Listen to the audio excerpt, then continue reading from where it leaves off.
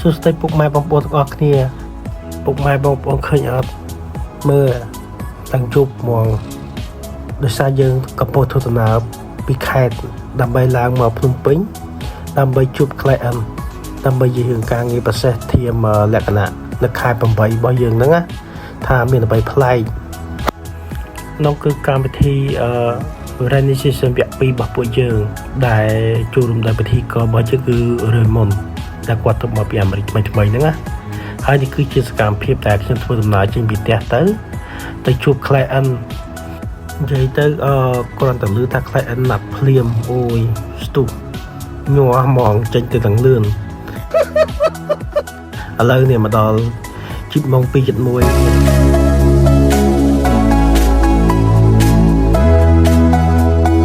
ចាំជួបវីដេអូបន្ទាប់ទៀតថាមានតារាណាខ្លះចូលរួម